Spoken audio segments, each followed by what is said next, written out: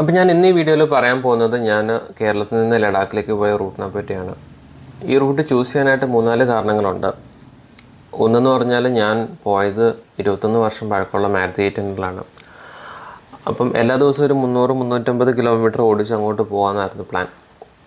രണ്ടാമത്തെ ഒരു കാര്യം എന്ന് വെച്ച് കഴിഞ്ഞാൽ ഞാൻ ഓഗസ്റ്റ് 28-ാം തീയതിയാണ് കേരളത്തിൽ നിന്ന് സ്റ്റാർട്ട് ചെയ്യുന്നത്. പയ്യന്നൂരിൽ നിന്ന് സ്റ്റാർട്ട് ചെയ്ത് അപ്പോൾ തിരിച്ചെനിക്ക് മണാലി വഴി വരാനായിരുന്നു പ്ലാൻ.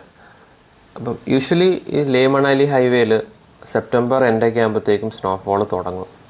അപ്പോൾ അതുകൊണ്ട് തന്നെ എനിക്ക് അധികം സ്ഥലങ്ങൾ കണ്ടുപോകാനുള്ള സമയമില്ലായിരുന്നു. മൂന്നാമത്തെ ഒരു കാര്യം എന്ന് വെച്ചാൽ കാറിൽ AC ഇല്ല.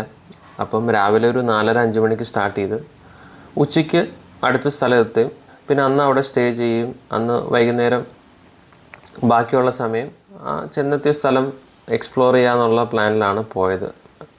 യൂഷ്വലി ആളുകൾ പോകുമ്പോഴത്തേക്കും ഫുൾ ഡേ വണ്ടി ഓടിക്കും. പക്ഷെ ഞാൻ രാവിലെ ഏർലി മോർണിംഗ് സ്റ്റാർട്ട് ചെയ്ത് ഉച്ചയ്ക്കെല്ലാം വൈൻഡപ്പ് ചെയ്യുന്ന ഒരു പ്ലാനിലാണ് പോയത്. ഞാനങ്ങനെ സ്റ്റാർട്ട് ചെയ്തത് പയ്യന്നൂരിൽ നിന്നാണ്. പയ്യന്നൂരിൽ നിന്ന് ഞാൻ ആദ്യം പോയത് കർണാടകയിലെ ഗോകർണം എന്ന് പറഞ്ഞ സ്ഥലത്തേക്കാണ്. ഇത് വേറെ ഡീവിയേഷൻസ് ഒന്നുമില്ല. NH-66 നേരെ പോയാൽ മതി. ഈ റൂട്ടിലാണേലും കാണാൻ ഇഷ്ടം പോലെ സ്ഥലങ്ങളുണ്ട്. ഞാൻ അധികം സ്ഥലമൊന്നും കാണാൻ നിന്നില്ല. മംഗലാപുരത്ത് ഒരു ബ്രേക്ക് എടുത്തായിരുന്നു. അതുപോലെ പിന്നെ ഉടുപ്പി, പിന്നെ അതുപോലെ ഈ പോകുന്ന വഴിക്ക് തന്നെയാണ് മറ്റേ മരവന്ത എന്ന് പറഞ്ഞൊരു ബീച്ചുള്ളത്. ഒരു സൈഡ് അറബിക്കടലും മറ്റേ സൈഡ് സൗപർണിക നദിയും വരുന്നൊരു നല്ല ഭംഗിയുള്ള സ്ഥലമാണ്. നമ്മൾ പോകുന്ന റോഡ് തന്നെയാണ്. അപ്പം അത് കാണാനായിട്ട് വേറെ സമയം ചിലവാക്കേണ്ട കാര്യമില്ല. അങ്ങനെ ഞാൻ രാവിലെ 6:30-ക്ക് പയ്യന്നൂരിൽ നിന്ന് സ്റ്റാർട്ട് ചെയ്ത് വൈകുന്നേരം ഒരു 7 മണിയായപ്പം ഗോകർണത്തെത്തിയായിരുന്നു. ഈ റൂട്ടും ഇടയ്ക്കൊക്കെ 1-2 അടുത്ത് സിംഗിൾ ലൈൻ വരും എന്നല്ലാണ്ട് ബാക്കിയെല്ലാം 4 ലൈനാണ്.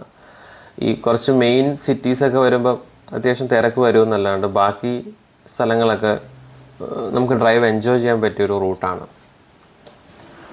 സെക്കൻഡ് ഡേ ഞാൻ പോയത് ഗോകർണത്തിൽ നിന്ന് നേരെ പോയത് കോലാപ്പൂരാണ്.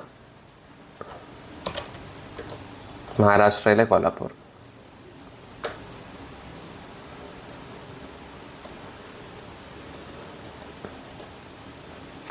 ഈ റൂട്ടെന്ന് പറഞ്ഞാൽ ഗോകർണത്തിൽ നിന്ന് നേരെ ഫസ്റ്റ് യെലാപ്പൂർ പോകും. യെലാപ്പൂരിന് അൽനവാർ എന്ന് പറഞ്ഞ സ്ഥലത്ത് പോകും. എന്നിട്ട് ഞാൻ ഇവിടെ നിന്ന് ആക്ച്വലി ധാർവാഡ് പോയിട്ടാണ് പോയത്. അതായത് ഈ റൂട്ടാണ് പോയത്. അൽനവാർ പോയിട്ട് ഇങ്ങനെയാണ് പോയത്.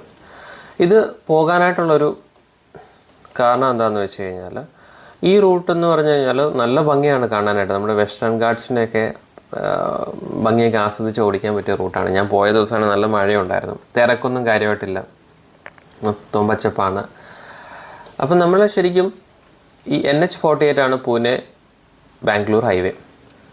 അപ്പം ഞാൻ ആക്ച്വലി ധാർവാഡ് എത്തിയിട്ട് ജോയിൻ ചെയ്യായിരുന്നു. വേണമെങ്കിൽ നമുക്ക് നേരെ കിട്ടൂർ പോയിട്ട് ജോയിൻ ചെയ്യാം. പക്ഷെ കുറച്ചും കൂടി ഹൈവേസ് നമുക്ക് പെട്ടെന്ന് എത്തിക്കഴിഞ്ഞാൽ സമയവും ലാഭമുണ്ട്. കാരണം ഈ ഉള്ളിലുള്ള വഴികളുടെ കണ്ടീഷനൊന്നും പറയാൻ പറ്റത്തില്ല.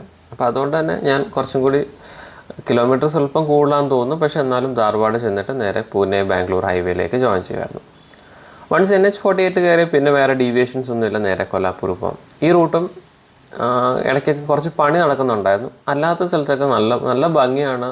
4 ലൈനായിരുന്നു. വലിയ തിരക്കും ഇല്ലാത്തൊരു റോഡായിരുന്നു ഞാൻ പോയ ദിവസമൊക്കെ. പിന്നെ പോയത് കോലാപ്പൂരിൽ നിന്ന് നേരെ പൂനെയിലേക്കാണ്. അത് വളരെ ഷോർട്ട് ഡിസ്റ്റൻസ് ആയിരുന്നു. ഏകദേശം 230 കിലോമീറ്റർ ഉണ്ടായിരുന്നുള്ളൂ. പിന്നെ പൂനെയിൽ ബ്രേക്ക് എടുക്കാമെന്ന് വിചാരിച്ചു വെച്ചാൽ പൂനെ ഞാൻ നേരത്തെ പോയിട്ടുള്ള സ്ഥലമാണ്. അപ്പം കുറച്ച് സാധനങ്ങളൊക്കെ വാങ്ങാനുണ്ടായിരുന്നു. അപ്പം ആ ഒരു പ്ലാനിലാണ് ഞാൻ പൂനെയിൽ ബ്രേക്ക് എടുക്കാമെന്ന് വിചാരിച്ചത്. ബാക്കി ഇപ്പം ഈ ഓരോ ദിവസത്തെ ഡിസ്റ്റൻസ് നോക്കിയാൽ അറിയാം. ഏകദേശം 300 കിലോമീറ്ററാണ് ഞാൻ ഓരോ ദിവസം ഓടിയത്. 1-2 ദിവസം ഒഴിച്ച്. അതിനുള്ള റീസൺസ് എന്തായാലും ഞാൻ വീഡിയോയിൽ പറയുന്നുണ്ട്. പൂനെയിൽ നിന്ന് നമുക്ക് ശരിക്കും ഗുജറാത്ത് വഴിയും പോകാം, ഇല്ലെങ്കിൽ മധ്യപ്രദേശ് വഴിയും പോകാം. ഞാൻ മധ്യപ്രദേശ് വഴി ആണ് പോയത്. അങ്ങനെ പൂനെയിൽ നിന്ന് ഞാൻ അടുത്ത ദിവസം പോയത് മഹാരാഷ്ട്രയിൽ തന്നെ ദുലെ എന്ന് പറഞ്ഞ സ്ഥലത്തേക്കാണ്. ഇത് ഏകദേശം 331 കിലോമീറ്റർ ഉണ്ടായിരുന്നു. ഇവിടെ ആക്ച്വലി നമ്മൾ പോകുന്ന റൂട്ടിൽ ഒരു ഗൂഗിൾ മാപ്പ് പറയുന്നത് ഈ നന്ദൂർ ഷിങ്കോട്ടെ എന്ന് പറഞ്ഞ സ്ഥലത്തു നിന്ന് തിരിഞ്ഞ് റൈറ്റ് എടുത്ത് പോകാനായിട്ടാണ്. ഞാനും ആ വഴിയാണ് പോയത്. പക്ഷെ അത് കുറച്ച് ഉൾവഴി കയറിയൊക്കെ പോകുന്ന വഴിയാണ്. അതിലും കുറച്ചും കൂടി ബെറ്ററായ ഒരു ഓപ്ഷൻ എന്ന് വെച്ചാൽ നേരെ നാസിക്ക് പോവുക. നാസിക്കിൽ നിന്ന് നേരെ ചാന്തുവാഡ് ഈ ഡയറക്ഷനിൽ പോകുന്നതാണ്. ഞാൻ തിരിച്ച് ഈ റൂട്ടിലാണ് വന്നത്, കാരണം ഇത് നല്ല ഹൈവേ ആണ്, കുറച്ചും കൂടി നല്ലത് അതാണ്. അങ്ങനെ ഞാൻ ദുലയിലെത്തി. ദുലയിൽ നിന്ന് അടുത്ത ദിവസം പോയത് മധ്യപ്രദേശിലെ ഇൻഡോർ എന്ന സ്ഥലത്തേക്കാണ്. അത് ഏകദേശം 260 കിലോമീറ്റർ ഉണ്ടായിരുന്നു. ഈ റോഡും നല്ല റോഡാണ്, 4 ലൈൻ റോഡാണ്. തിരക്ക് വളരെ കുറവാണ്. ഒന്നേ ഉള്ളൂ, ഇടയ്ക്കിടയ്ക്ക് കുറച്ച് സ്പീഡ് ബ്രേക്കേഴ്സ് വരും, അപ്പോൾ നമ്മൾ അതൊന്ന് സൂക്ഷിച്ച് ഓടിക്കണം. പിന്നെ വേറൊരു പ്രശ്നം വരുന്നത് വെച്ചാൽ ഈ റോഡിൽ പശുക്കൾ കിടക്കും, അപ്പോൾ അതും കുറച്ച് നമ്മൾ ശ്രദ്ധിച്ച് ഓടിക്കണം. ഇൻഡോറിൽ നിന്ന് പിന്നെ പോയത് രാജസ്ഥാനിലെ കോട്ടയിലേക്കാണ്. അതും 318 കിലോമീറ്റർ ഉണ്ടായിരുന്നു. ആ റോഡൊക്കെ ആണെങ്കിലും റോഡ് നല്ല റോഡാണ്. പയ്യെ വളരെ വണ്ടികളൊക്കെ പ്രത്യേകിച്ച് ഞാൻ രാവിലെ ഇറങ്ങുന്നതുകൊണ്ട് വളരെ കുറവായിരിക്കും.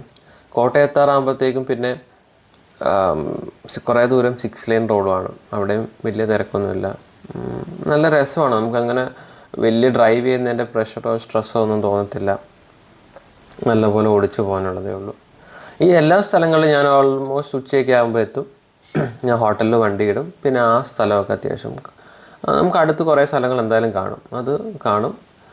പിറ്റേ ദിവസം ഇതുപോലെ യാത്ര തുടരും. ഇതായിരുന്നു എൻ്റെ ഒരു ഡെയിലി റൂട്ടീൻ. കോട്ടയിൽ നിന്ന് ഞാൻ പിന്നെ പോയത് ജയ്പൂരിലേക്കാണ്. അതും ദൂരം വളരെ കുറവായിരുന്നു, 252 കിലോമീറ്റർ ഉണ്ടായിരുന്നുള്ളൂ. കോട്ടയം എന്ന് വെച്ചാൽ ഞാൻ രാവിലെ തന്നെ ഇറങ്ങിയത്, കാരണം എനിക്ക് ജയ്പൂർ അത്യാവശ്യം കാണാനുള്ളതുകൊണ്ട് ഞാൻ ജയ്പൂർ ഒരു 11:00 ആയപ്പോൾ തന്നെ എത്തിയായിരുന്നു. എന്നിട്ട് ജയ്പൂർ കാണാൻ പോയായിരുന്നു. ജയ്പൂരിൽ നിന്ന് പിന്നെ ഞാൻ പോയത് ചണ്ഡീഗറിലേക്കാണ്.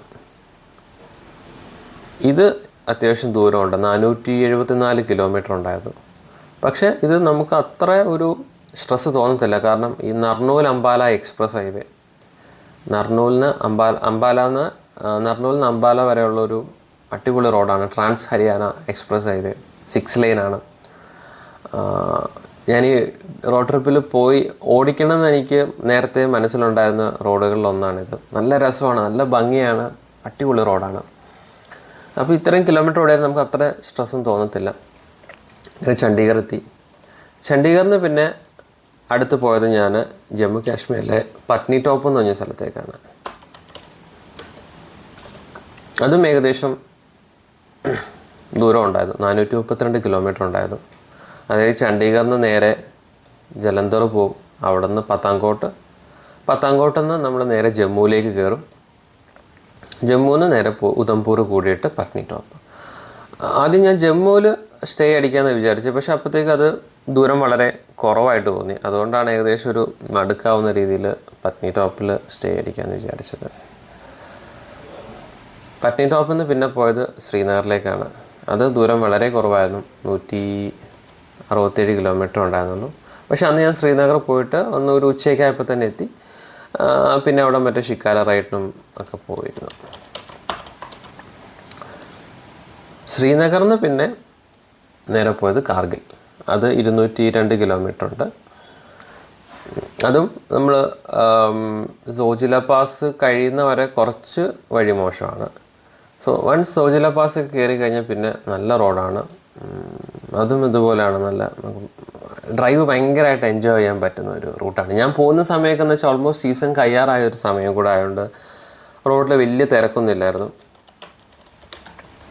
അങ്ങനെ ഞാൻ അന്ന് സ്റ്റേ ചെയ്തത് പിന്നെ കാർഗിൽ എന്ന് പറഞ്ഞ സ്ഥലത്താണ്. കാർഗിൽ നിന്നാണ് പിന്നെ നെക്സ്റ്റ് ഡേ ലേയിലെത്തിയത്. അതും 216 കിലോമീറ്റർ ഉണ്ടായിരുന്നു.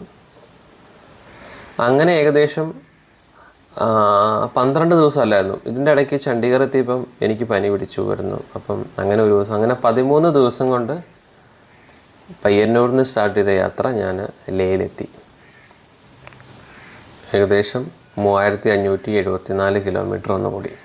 13 ദിവസമല്ല, 17 ദിവസം എടുത്തു തോന്നുന്നു. കാരണം ഞാൻ ശ്രീനഗറിൽ ഒരു 3-4 ദിവസം ഉണ്ടായിരുന്നു.